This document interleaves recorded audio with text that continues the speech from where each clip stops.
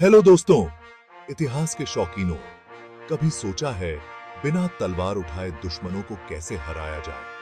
तो चलिए बात करते हैं चाणक्य के बारे में, जो प्राचीन भारत के महान रणनीतिकारों और विचारकों में से एक थे।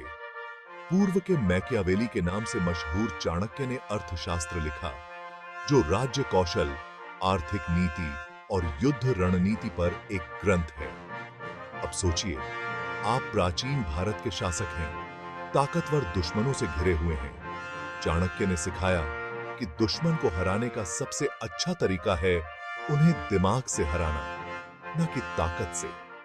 उनकी रणनीतियां कूटनीति, गठबंधन और मनोवैज्ञानिक तरकीबों का इस्तेमाल करके अपने विरोधियों को अस्थिर करने और अंततः उन्हें कंट्रोल करने के बारे में थीं।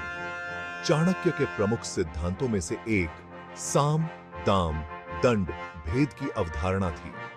ये 4 उपाय हैं जिनसे विरोधियों से निपटा जा सकता है। साम का मतलब है समझाना, अपने दुश्मन को अपनी बात समझाना। दाम का मतलब है इंसेंटिव देना, सहयोग के बदले कुछ देना। दंड यानी सजा, आखिरी उपाय के तौर पर बल प्रयोग करना। और भेद का मतलब है दुश्मन के राज खोलना या उनके बीच फूट डालना।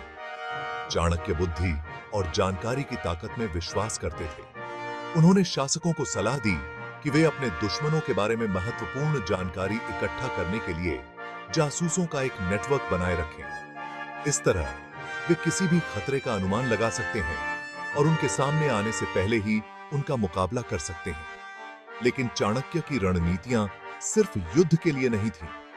उन्होंने आंतरिक स्थिरता और अच्छे शासन के महत्व पर भी जोर दिया।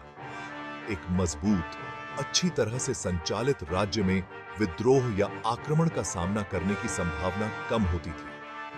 और जब जनता खुश और समृद्ध होती है, तो वे स्वाभाविक रूप से शासक का समर्थन करती है। तो यह प्राचीन ज्ञान आज कैसे लागू होता है?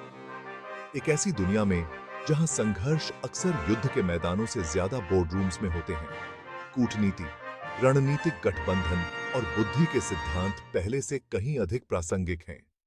चाहे आप किसी बिजनेस डील पर बातचीत कर रहे हों या किसी टीम का प्रबंधन कर रहे हों, चाणक्य की शिक्षा हमें याद दिलाती है कि सबसे अच्छी जीत अक्सर बिना लड़े जीती जाती है। देखने के लिए शुक्रिया। और अगर आपको प्राचीन ज्ञान का यह गोता पसंद आया है, तो लाइक, शेयर और सब्सक्राइब करना न भूलें। जिज्ञासु बने रहें मेरे दोस्तों।